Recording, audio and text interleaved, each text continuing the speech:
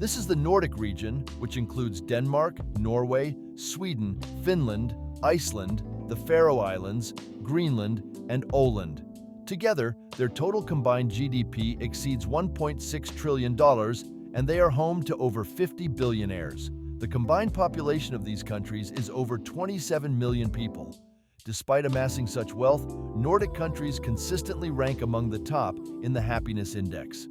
So, let's dive deep into the history of how the Nordic countries came together. What makes them so rich both in culture and finances? And what contributes to their status as the happiest countries in the world? How exactly did these countries, Denmark, Norway, Sweden, Finland, and Iceland, get so insanely rich? I mean, it's not like they're sitting on massive oil reserves. Oh wait, some of them actually are. But it's not just about oil, right? There's more to the story, so let's dive in. The Nordic region's history is deeply rooted in the Viking Age, a period from the late 8th century to the early 11th century when seafaring Norsemen explored, traded, and settled across vast areas of Europe. This era laid the foundations for the rich cultural heritage shared by the Nordic countries today. Fast forward to the 19th century, and the Nordic countries start to catch a break. Industrialization kicks in, and they're quick to hop on the bandwagon.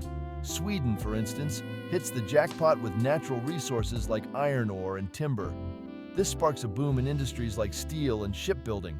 Meanwhile, Denmark finds its niche in agriculture, becoming the world's butter and bacon supplier. Seriously, they mastered the art of making breakfast better. But they didn't just sit back and rely on their newfound industries. Here's where things get really interesting. By the mid-20th century, the Nordic countries start developing their famous welfare states. But we're not talking about some half-baked attempt at social support. No, these guys went all in. The Nordic model is a balancing act. High taxes, but in return, you get top-notch education, healthcare, and social security. And this isn't just about being nice. It's about creating a stable, healthy, and productive society. When people don't have to worry about going bankrupt from a hospital visit or paying for their kids' college, they can focus on, being awesome at their jobs. This system helped build a robust middle class, reduce poverty, and keep inequality in check. And when people have money to spend, they spend it, which keeps the economy chugging along nicely. Now, we can't talk about Nordic wealth without mentioning natural resources. Norway, for instance, struck oil in the North Sea in the 1960s and has been making smart moves with it ever since. But instead of squandering this black gold, they set up the government pension fund, often dubbed the Oil Fund, which invests oil revenues wisely and ensures future generations are taken care of. Meanwhile, Sweden and Finland capitalized on their forests, becoming global leaders in the paper and timber industries. And let's not forget Iceland's geothermal energy, turning volcanic activity into renewable power, because why not? But it's not just about what's underground. The Nordics have been strategic in their economic policies, focusing on sustainable growth, innovation, and staying competitive in the global market. So, what's the result of all this?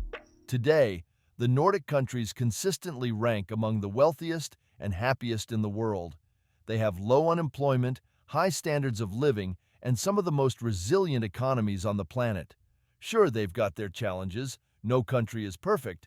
But by embracing innovation, investing in people, and making smart choices with their resources, the Nordics have built a model that many around the world look to with envy.